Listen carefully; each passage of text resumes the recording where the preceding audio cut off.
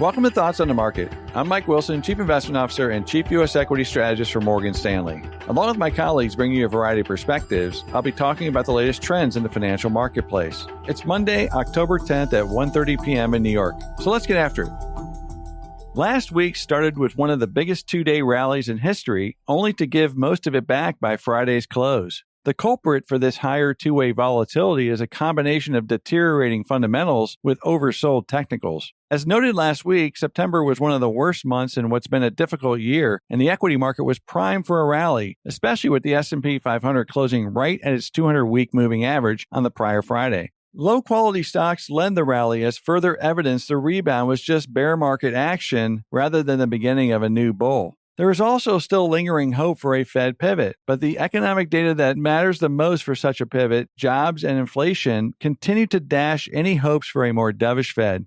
The sellout of momentum and retail to some degree does keep two-way risk alive in the short term as it gets quiet for the next few weeks on the earnings front. Over the past month, there has been evidence that our call for lower earnings next year is coming to fruition. Large, important companies across a wide swath of industries have either reported or pre-announced earnings and guided significantly lower for the fourth quarter. Some of these misses were as much as 30%, which is exactly what's needed for next year's estimates to finally take the step function lower we think is necessary for the bear market to be over. The question is, will enough of this happen during third quarter earnings season, or will we need to wait for fourth quarter reporting in January and February when companies tend to formally guide for the next year? We think the evidence is already there and should be strong enough for this quarter for bottoms-up consensus estimates to finally come down to reality, but we just don't know for sure. Therefore, over the next 2 weeks, stocks could continue to exhibit two-way risk and defend that 200-week moving average at around 3,600. One interesting development that supports our less optimistic view on 2023 earnings is in the dividend futures market.